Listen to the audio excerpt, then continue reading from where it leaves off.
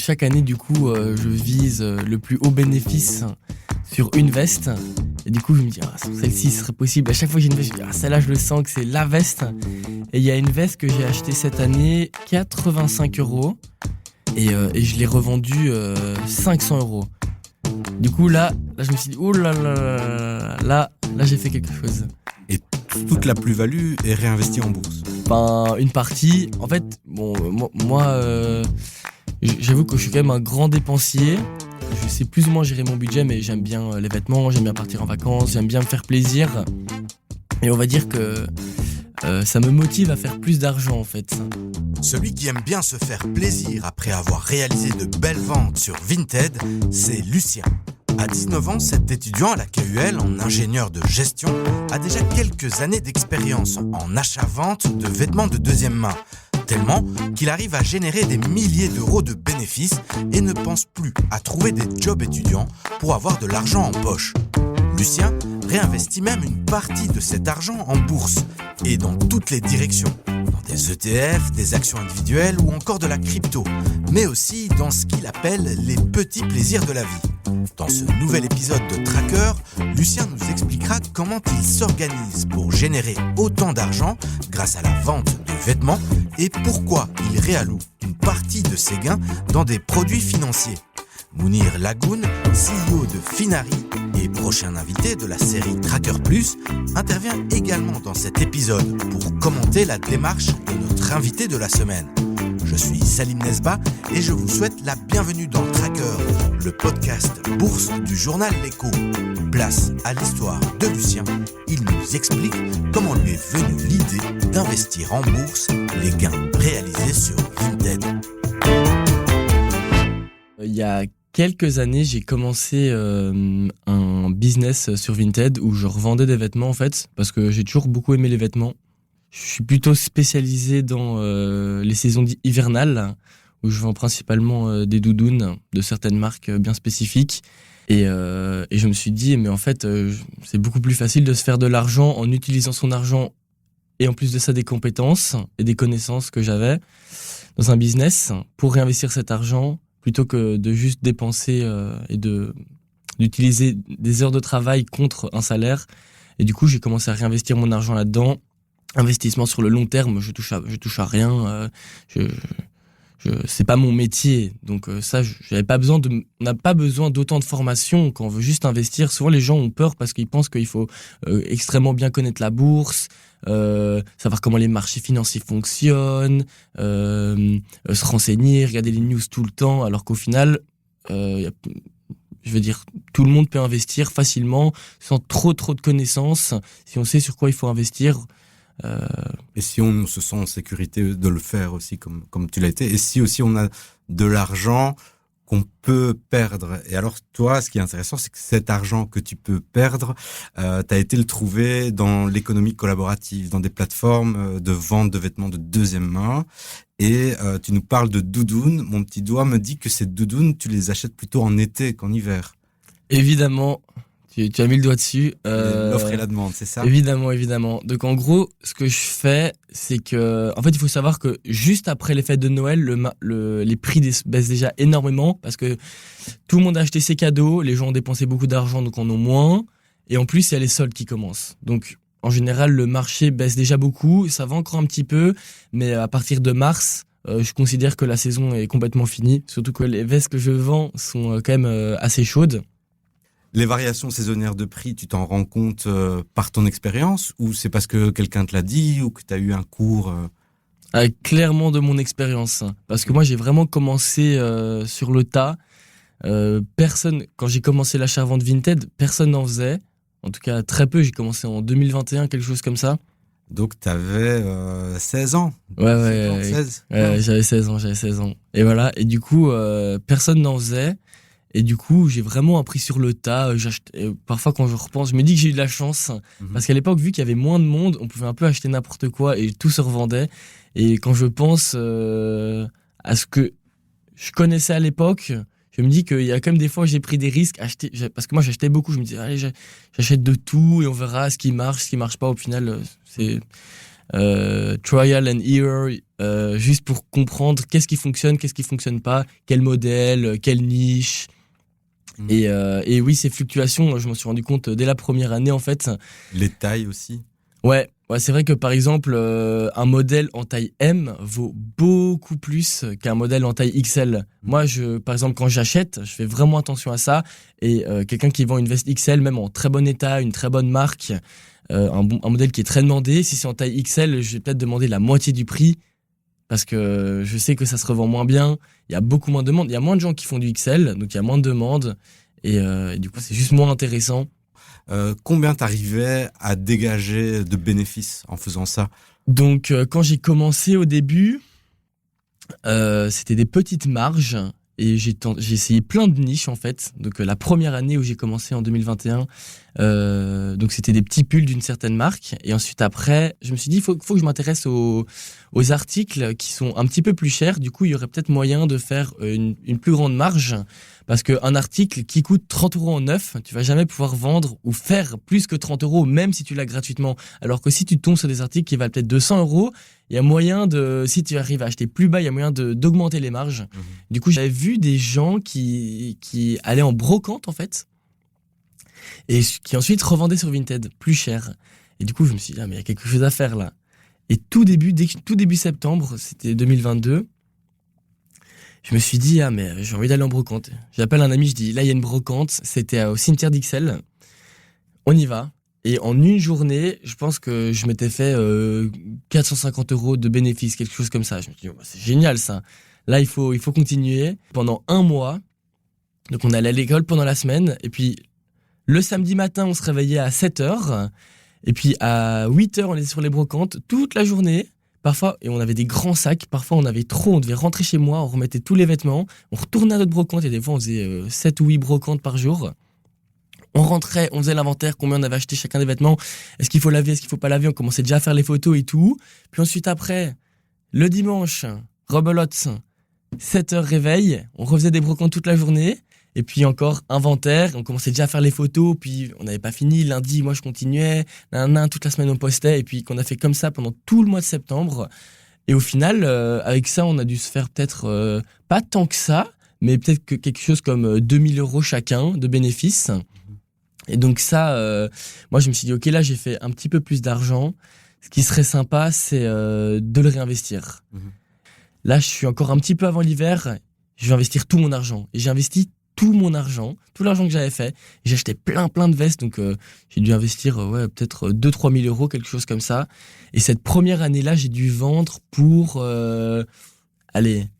15-16 000 €, quelque chose comme ça. Et du coup, je me suis dit, là, c'est la première année où vraiment j'ai commencé à me faire plus d'argent. Et je me suis dit, là, je pense plus que je retravaillerai dans la restauration, quelque chose comme ça. Comment tu faisais pour stocker tout ça? Parce que là aussi, il faut avoir un endroit pour mettre ses vêtements. Je pense que ma mère serait la meilleure pour répondre à cette question. On va l'appeler. En fait, je stocke chez moi. J'ai une pièce qui, en fait, c'est un peu une sorte de bureau. Et au début, je me suis dit, je vais mettre là-bas. Au début, il y avait quelques vestes, 10, 15, 20 vestes. Puis j'ai mis une première tringle, puis une deuxième tringle. Et puis je me suis dit, non, mais avec les tringles, ça va plus. Faut que je mette des caisses. Puis j'ai commencé à les empiler. Et puis ça prenait de plus en plus de place. Et du coup, c'est encore comme ça. Et ma mère Ta mère, elle participe à ton business, elle t'aide à l'entretien, à la comptabilité ou... Plus maintenant, mais déjà il faut savoir qu'elle a eu un magasin de vêtements, son propre magasin de vêtements pendant 20-25 ans. Du coup, c'est assez chouette, on peut parler de ça. Elle connaît bien les saisons, elle me dit fais attention à ci, fais attention à ça. Même si elle, du coup, c'était femme, que c'est un vrai magasin, que moi c'est de la seconde main, que c'est... Mais donc c'est quelque chose qui te relie quand même avec ton histoire familiale. Et ouais, exactement. Du coup, ça c'était déjà chouette. Et aussi, il faut savoir que du coup, quand je suis parti aux États-Unis pendant un an, fallait bien. Moi, je me suis dit, faut que je me fasse de l'argent. Et du coup, il fallait que je prépare ça. Et du coup, ce que j'ai fait, c'est que quand j'ai appris que je partais au mois de mars, je me suis dit, ok, je vais tout préparer et je vais déjà demander à ma mère, ok maman, je veux pas de cadeau de 18 ans, mais quand je serai aux États-Unis, tu t'occupes d'envoyer toutes les vestes. Tu as fait travailler ta maman. Voilà. Et je la remercie grandement, du coup, gratuitement en plus. Donc ça, c'est vraiment gratuitement. Est-ce que ce magasin existe toujours? Tu essayes toujours de gagner de l'argent avec le même procédé actuellement? Ah oui, tout à fait. Là, j'ai encore, là, j'ai eu la saison maintenant qui s'est très bien passée, mais j'avais mieux fait en fait l'année d'avant. Est-ce que tu peux nous donner quand même des chiffres? Parce qu'on est passé de quelques centaines d'euros à 5 chiffres. Est-ce qu'on est toujours à ce point? Ouais, donc on va dire que pour l'année, quand j'étais aux États-Unis, j'ai dû vendre pour environ, donc de chiffre d'affaires, j'ai vendu pour peut-être 34 000, 33 000, quelque chose comme ça. Et pour peut-être, allez, on va dire... 10% de ça en... 5-6 000 d'investissement, quelque chose comme ça. Lucien réinvestit en bourse une partie des gains qu'il réalise en vendant doudounes, polos et autres vêtements de deuxième main. D'une part, il achète de façon récurrente des ETF et alimente son compte titre vers des fonds actions. D'autre part, il s'adonne ponctuellement au stock picking, comme il nous l'expliquera un peu plus tard dans cet épisode lorsque nous scannerons en détail son portefeuille. Mais avant ça, je vous propose d'écouter Mounir Lagoun, le CEO et fondateur de l'application de gestion de patrimoine Finari. Nous l'avons rencontré à Paris pour la réalisation d'un épisode de Tracker Plus.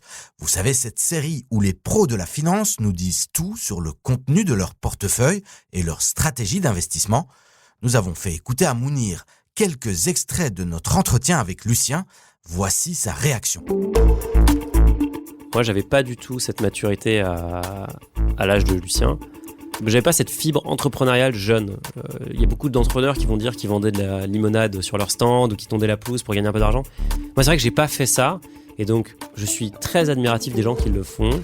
Ce que je trouve assez génial, c'est que j'ai l'impression que la bourse est encore quelque chose qui est assez opaque pour lui. Et quelque part, sa réponse, c'est de dire dans le doute, je vais investir dans quelque chose qui est très diversifié. Ça, je trouve que c'est très malin. Je trouve que ce qui serait encore plus malin, ce serait de réinvestir plutôt dans son business. S'il arrive à faire autant d'argent sur Vinted, est-ce que c'est pas ça la vraie prochaine clé? Et investir dans son business, ça veut dire investir dans ses connaissances, ça veut dire investir dans son entourage, dans son outillage. Aujourd'hui, il le fait sur Vinted. Est-ce qu'il peut le faire sur d'autres plateformes? Est-ce qu'il peut faire du marketing? Est-ce qu'il peut payer des gens pour leur donner une partie par exemple, pour sourcer des meilleurs matériaux? Est-ce qu'il peut faire de la pub sur Instagram, créer un profil et donc aussi cutter la commission de Vinted? Enfin, moi, je réinvestirais tout dans le business si j'étais à sa place. Parce qu'a priori, il a une expertise, il sait faire quelque chose que les gens veulent. Et c'est ça le propre de l'entrepreneuriat. Donc, all-in sur son business. Et par rapport à ces réinvestissements en bourse, donc il y a quelques actions individuelles et il y a 2-3 ETF. C'est un peu un profil similaire au tien. Est-ce que c'est pas trop concentré? Écoute, non, parce qu'en fait, un ETF, tu vois, MSCI World, c'est 1450 positions, je crois. Donc, c'est hyper diversifié en réalité. Il y a toujours une peur que je vois chez les investisseurs, c'est la peur de mettre tout l'argent chez un émetteur. Par exemple, on a un ETF Amundi ou BlackRock. Est-ce que c'est pas trop dangereux si BlackRock fait faillite? Si BlackRock fait faillite, il y aura d'autres problèmes. Il y aura vraiment d'autres problèmes. BlackRock possède la moitié de la Terre, donc c'est pas le sujet. Il n'y a pas de risque à ce niveau-là. Donc moi, je pense que c'est pas trop concentré. Je trouve ça assez sain de faire quelque chose de diversifié quand on n'a pas de connaissances hyper développées.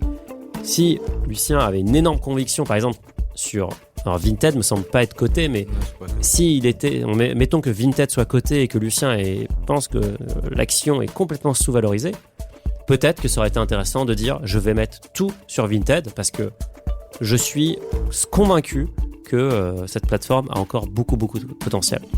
Et en plus, j'en suis client, utilisateur, etc. Donc je vois tout de l'intérieur, je connais les rouages.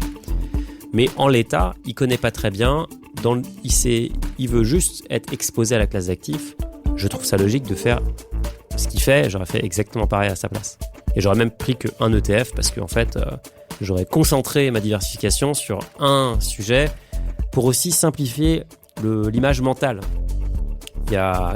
On se dit, si j'ai qu'une ligne c'est que c'est trop simple, mais en réalité, non, c'est avoir une ligne, c'est largement suffisant et c'est même plus compliqué. Donc c'est pas parce qu'on a beaucoup de lignes qu'on se porte mieux. Plus c'est simple, plus c'est automatisé, mieux ça se passe. Mais encore une fois, je pense que le vrai gain qu'il pourrait aller chercher, ce serait le réinvestissement dans son business. C'est quoi l'objectif final ? C'est d'avoir un plus gros business plus tard, ou c'est d'avoir une meilleure vie maintenant ? En fait, c'est le principe de la vie. C'est privation maintenant pour récompense plus tard. D'ailleurs, il y a plein d'études qui ont été faites sur les enfants pour voir comment ils se comportaient quand on leur proposait de manger un bonbon maintenant ou 2 bonbons plus tard s'ils attendaient quelque chose. Et on a suivi ces gens-là sur leur vie future et on a vu une corrélation très forte entre les gens qui étaient capables de se priver et leur réussite professionnelle. Parce que c'est la même chose en réalité. On va prendre des chemins de traverse parce qu'on sait que plus tard, on sera récompensé pour ce détour. Donc je pense que Lucien, il a trouvé un truc. Pour moi, il faut qu'il devienne le boss de Vinted et peut-être qu'il crée son propre site.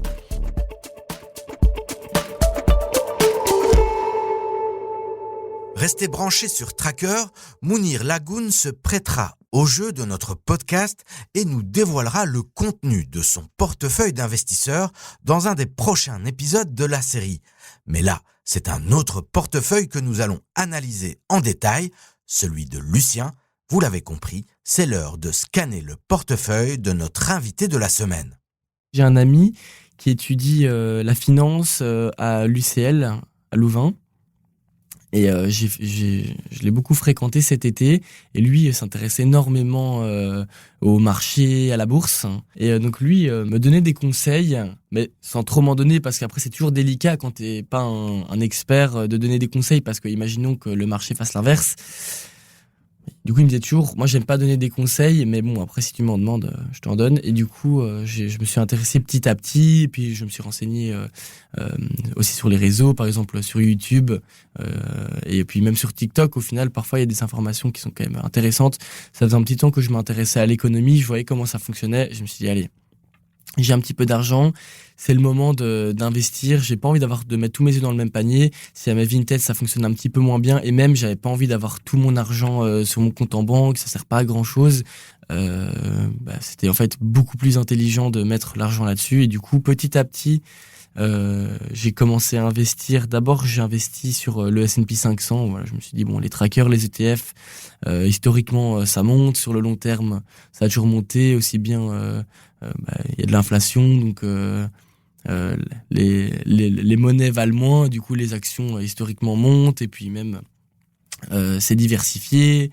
Et tu es assez jeune pour commencer un long terme. Exactement. Réaliste. En fait, ils appuyaient vraiment sur le fait qu'il fallait investir tôt, parce que aussi bien avec ce principe des intérêts composés et que sur le long terme, on est presque toujours gagnant. Voire toujours gagnant, à mon avis, si tu investis sur 20 ans, si tu investis sur un ETF diversifié, en théorie, t'es plutôt bien. Après, voilà, si tu investis sur une boîte, ça non, elle peut toujours faire faillite.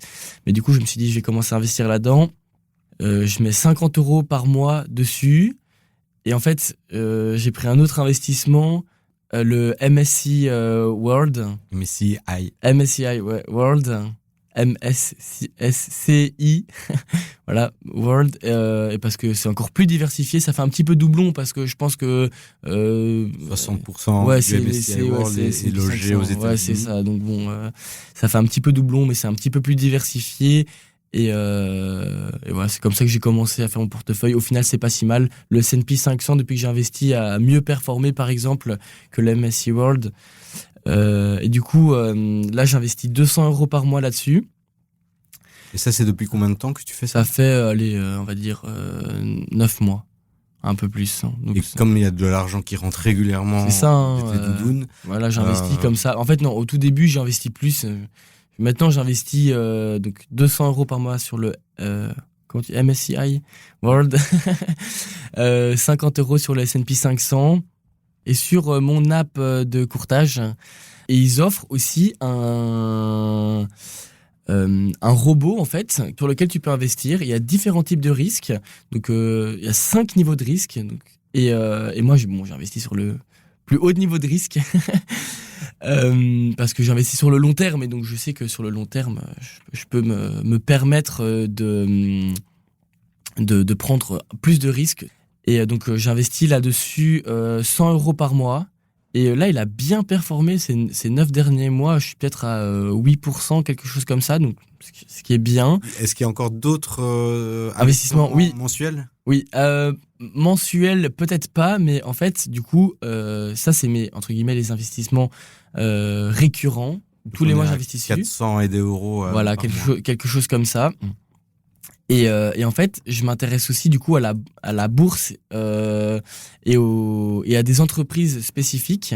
Et donc, je regarde les boîtes qui ont beaucoup baissé, qui ont perdu 20, 25, 30%. Ça, j'aime bien. Récemment. Et déjà, je regarde pourquoi. Très bien. Premier réflexe, c'est important parce que parfois on perd 30, mais ça c'est évident. Il faut peut-être parce qu'ils font n'importe quoi. Évidemment. Donc je regarde pourquoi. Ce qui est très chouette, c'est que du coup à l'université j'ai un cours de financial accounting, enfin de comptabilité.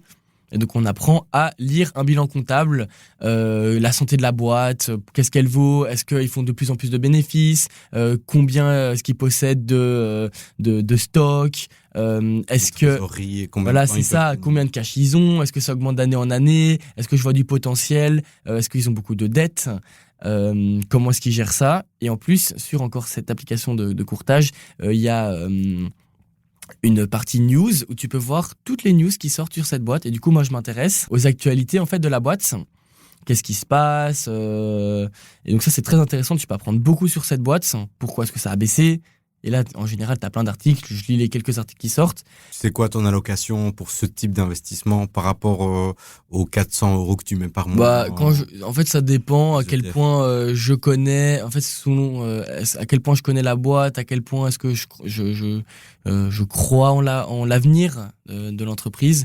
Et là, j'ai investi, je pense, 300-400 €, quelque chose comme ça. Il y a d'autres investissements que le stock picking et les ETF ? Donc oui, j'ai investi un petit peu en crypto-monnaie. J'ai du Bitcoin et de l'Ethereum. Allez, on va dire j'ai 80% de Bitcoin et 20% d'Ethereum. Et voilà, je commence plus à jouer les apprentis cryptoman qui connaît tout, alors qu'en fait, je connais pas très bien l'écosystème. T'as perdu de l'argent pour arriver à cette conclusion-là ? Du coup, là, je dois peut-être avoir gagné $500 parce qu'en gros, une grosse erreur, et je demande bien à tout le monde de ne jamais faire ça si vous n'y connaissez rien. En fait, moi, j'ai fait du trading futur sur Binance. En fait, en phase de bull run, tout montait. Et avec mes amis, on s'est tous dit, on investit. Et il y en a qui se faisaient pas mal d'argent, mais bon, au final, ils ont tous tout perdu. Mais il y avait moyen, donc on shortait, on montait un peu n'importe quoi, on disait celui-là ça a monté, nanana. Du coup on mettait 200 €, on mettait un effet de levier x10 et parfois tu prenais, j'ai un ami, il était monté à plus 10 000 sur un trade, et puis ensuite après c'était la phase de bull run, et après tout qui commençait à chuter et tout, je voyais des trucs. J'avais un ami, il m'avait montré les 25 000 € sur son compte Binance. 3 semaines après, il me demandait de lui payer un verre en boîte, quoi. Donc j'étais en mode bon. Là, aujourd'hui, tu dis, derrière le micro, on était bête, mais au moment même, est-ce que tu te disais aussi que je suis bête peut-être de faire ça ? En fait, j'y connaissais rien et c'était un petit peu... Donc l'appât du gain dominait quand même. Voilà, c'est sûr que vous allez gagner. C'est un petit peu l'effet Dunning-Kruger où quand tu commences et que tu t'intéresses à un domaine, tu dis directement je suis un professionnel, je connais tout. Alors qu'en fait, c'est beaucoup plus compliqué que ça. Et je pense qu'on est tous arrivés très vite à cette vallée des lamentations. Ouais. Plus compliqué ou pas vraiment ? Parce que comprendre comment fonctionne un effet de levier, c'est pas si compliqué que ça. Ah oui, mais après, comprendre comment ça fonctionne, c'est les risques le début. Voilà, c'est ça, c'est comprendre le marché. On en a même parlé dans Tracker. Voilà, il y avait aucune analyse de quoi que ce soit. C'était juste, je pense que ça va monter. C'était du gambling, quoi. C'était, c'est du casino. Je pense que ça va monter. Tac, tu mets. Et puis au final, moi, j'avais mon portefeuille crypto et j'ai retiré un petit peu pour investir sur ça.